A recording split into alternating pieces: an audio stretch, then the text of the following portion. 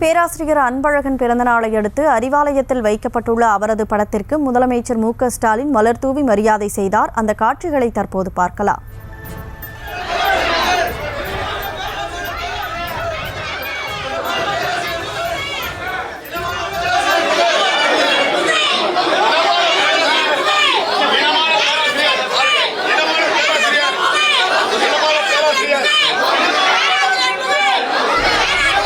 கூடுதல் விவரங்களோடு செய்தியாளர் பாரி கார்த்திக் இணைப்பில் இருக்கிறார். பாரி கார்த்திக், வணக்கம். இந்த நிகழ்வு தொடர்பான முழு விவரம் என்ன?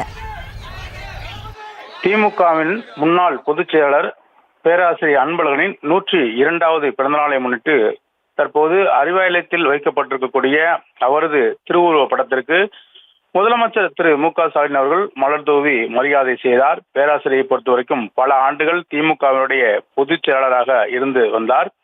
தொடர்ச்சியாக திமுக ஆட்சியில் அமைக்கும் போதெல்லாம் முக்கிய அமைச்சராகவும் இருந்தார். கல்வி, நிதி, சமூக நலத்துறை என பல்வேறு அமைச்சரவை பட்டியலில் அவர் தொடர்ச்சியாக நீடித்து வந்தார். கலைஞரின் உற்ற நண்பராகவும் திமுகவினுடைய கலைஞருக்கு அடுத்தபடியான தலைவராகவும் வெகு நாட்கள் அவர் நீடித்து வந்த நிலையில் அவரது பிறந்த நாளான இன்று தமிழ்நாடு முதலமைச்சர் திரு மு.க.ஸ்டாலின் அவர்கள் அறிவாலயத்தில் வைக்கப்பட்டிருக்கூடிய அவரது படத்திற்கு மலர் தூவி மரியாதை செய்தார்.